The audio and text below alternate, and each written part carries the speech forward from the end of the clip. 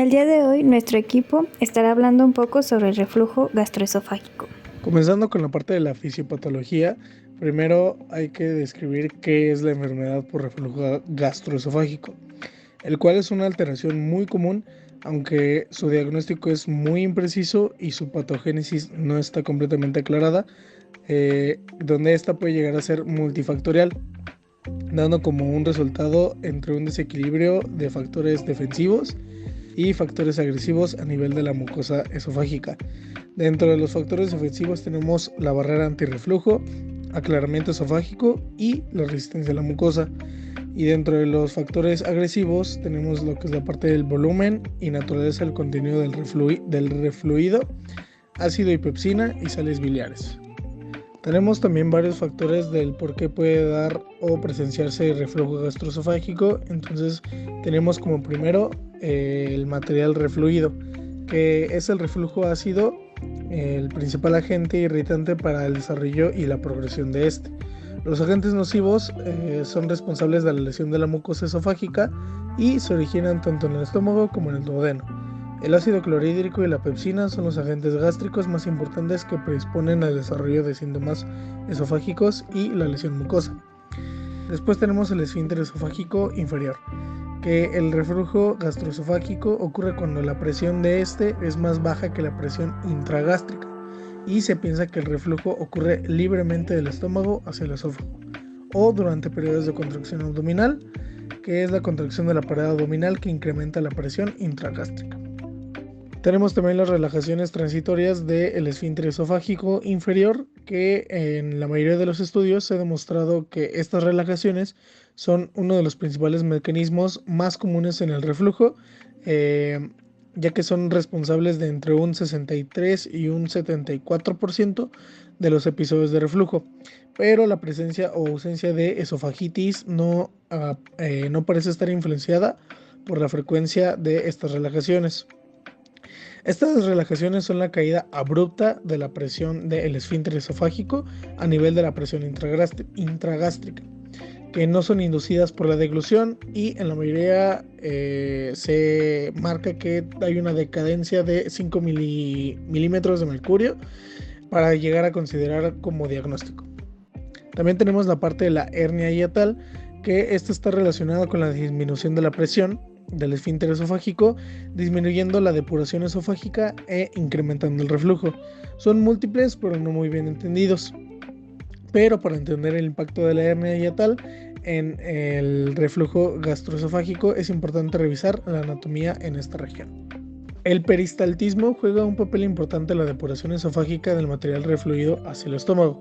Algunos pacientes con ERGE severa pueden tener baja amplitud de la contracción esofágica, lo que se denomina peristalsis inefectiva, que puede resultar en una alteración del aclaramiento del bolo esofágico luego del episodio de reflujo, llevando en mayor tiempo a una permanencia del material refluido en contacto con el esófago. La presencia de esta alteración motora es mayor, y mientras mayor sea el compromiso mucoso.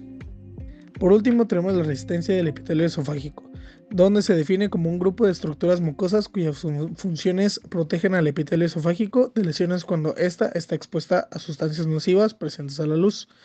Estas estructuras se dividen en tres. Tenemos preepiteliales, que esta se sitúa en el área luminal y está compuesta de glicoproteínas y agua.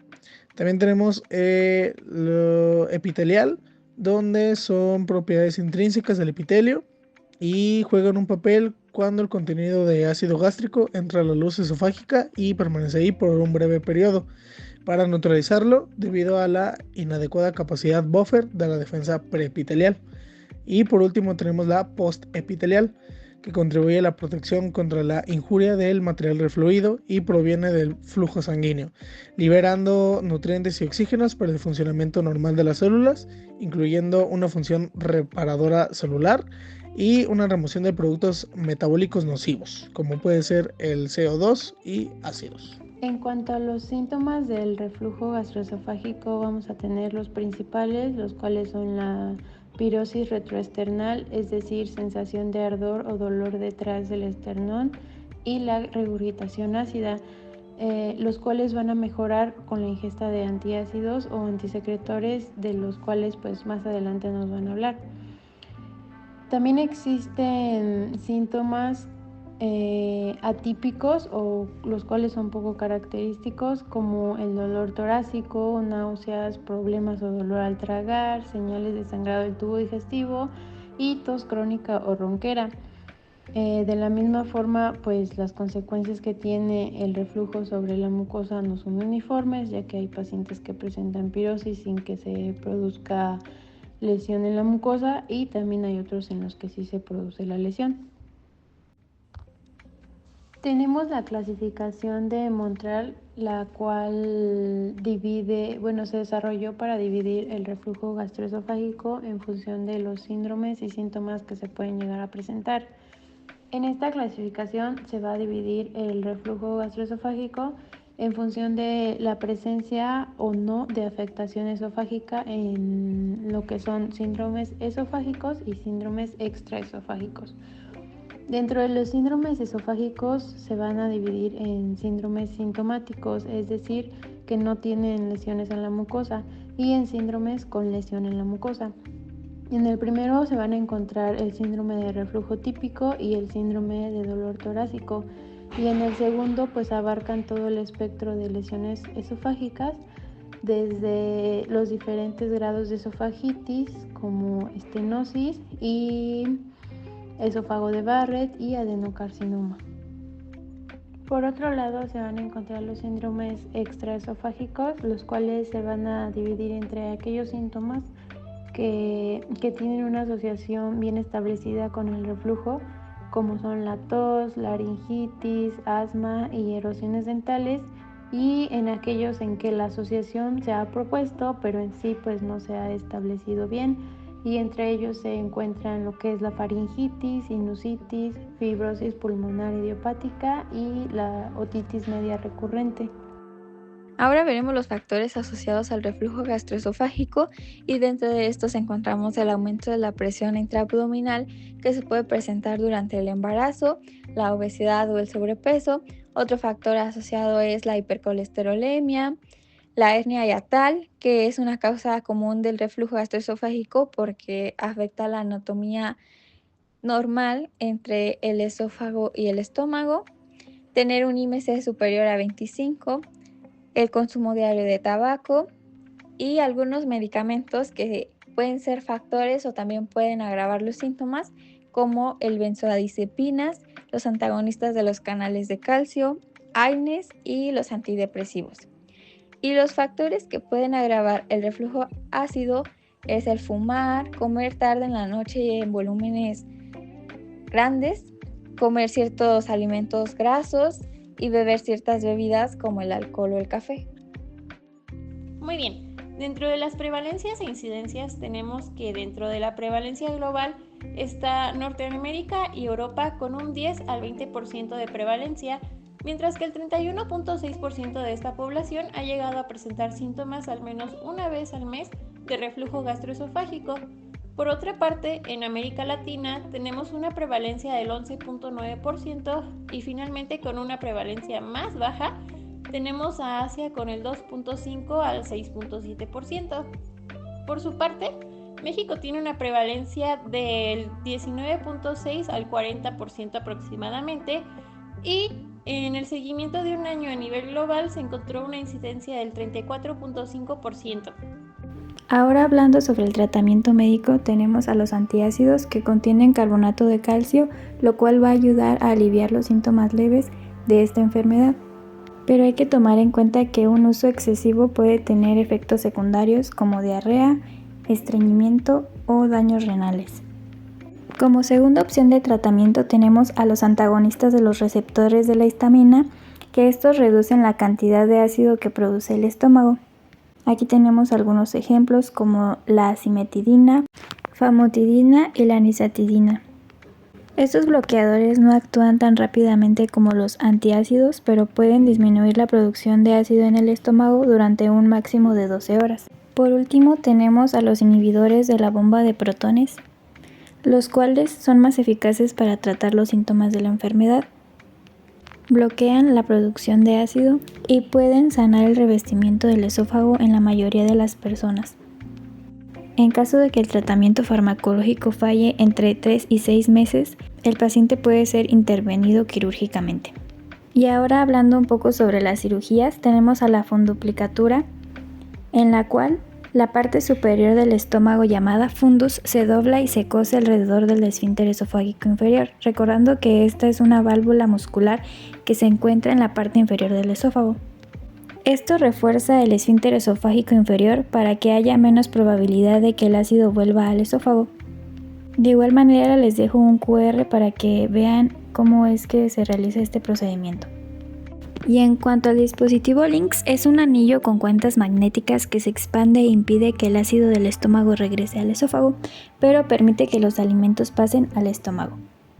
Y para representar más gráficamente, igual les puse un QR por si gustan ver cómo es que se realiza este procedimiento.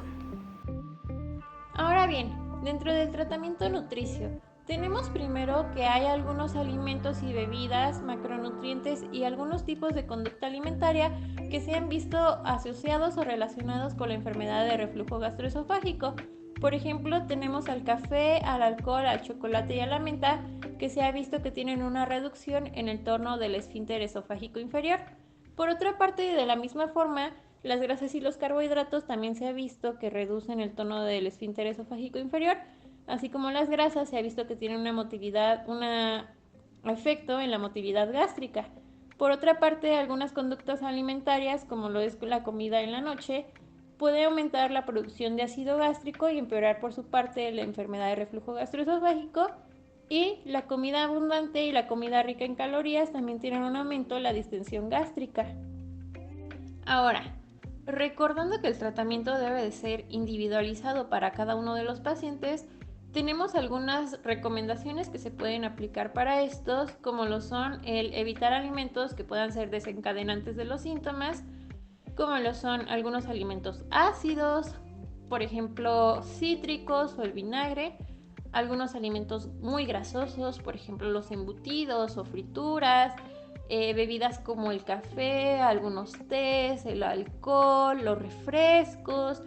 También tenemos algunos otros como los condimentos, los picantes y la menta que pueden llegar a desencadenar síntomas de reflujo gastroesofágico. Tenemos también que podemos recomendar el comer más despacio y masticar bien para ayudar a disminuir la presión en el esfínter esofágico inferior, así como también el fraccionar las comidas, pues en lugar de realizar 3 comidas abundantes a lo largo del día, es más recomendable realizar de 4 a 6 comidas pequeñas a lo largo del día para ayudar a reducir la presión que hay en el esfínter esofágico inferior y pues también mejorar la digestión. También tenemos el mantener un control de peso, esto es más hacia pacientes con obesidad que pueden llegar a tener más presión a nivel abdominal y pues puede influir en empeorar los síntomas. Finalmente, en cuanto al tratamiento nutricio se refiere, pues tenemos algunas recomendaciones como lo son el mantener una buena hidratación que puede ayudar a reducir la distensión abdominal y por tanto ayudar a disminuir la aparición de los síntomas, y también el optar por métodos de cocción suaves como lo son el vapor, el hervido o al horno. Y dentro de algunos alimentos que pues se aconsejan en esta patología son los lácteos descremados, las proteínas magras como carnes magras, pollo, pavo o pescado. Tenemos verduras y frutas cocidas, los cereales como pastas no integrales, pan blanco y el arroz. Y finalmente, en cuanto a bebidas, pues se recomienda principalmente que la hidratación provenga del agua y pues también se pueden algunas infusiones. Y finalmente, dentro de los alimentos que es preferible evitar están la leche entera, las carnes muy grasosas, las verduras y frutas crudas o con piel, los cereales integrales y pues las bebidas alcohólicas, carbonatadas y algunos que ya mencionamos anteriormente. Y bueno, ya por último tenemos algunas recomendaciones de estilo de vida que pueden ayudar a controlar aquellos síntomas del reflujo gastroesofágico. Entre ellos se encuentran pues el no comer antes de dormir. Se recomienda evitar comer al menos 2 o 3 horas antes de acostarse para reducir lo que es el reflujo nocturno. También se recomiendan hábitos posturales como el dormir con la parte superior del cuerpo elevada, más o menos con una inclinación de 10 a 15 centímetros. Esto puede ayudar a prevenir el reflujo a la hora de dormir. También tenemos el no fumar, ya que fumar puede debilitar el esfínter esofágico inferior, lo cual va a facilitar el reflujo. Dejar de fumar pues va a ser esencial para mejorar los síntomas. También tenemos lo que es la gestión del estrés, ya que el estrés y la ansiedad pueden empeorar los síntomas y pues para ello se recomiendan como técnicas de relajación, como la meditación, respiración profunda y yoga. También hay que evitar usar ropa ajustada, ya que la ropa que aprieta el abdomen, como aquellos cinturones muy apretados y la ropa muy ajustada en la cintura, puede incrementar lo que es la presión sobre el estómago y pues contribuir al reflujo. Y por último, pues también existen medicamentos que pueden empeorar el reflujo gastroesofágico y entre ellos se encuentran antiinflamatorios no esteroideos, los cuales relajan el esfínter esofágico o irritan el esófago, y algunos relajantes musculares, bloqueadores de los canales de calcio, entre otros.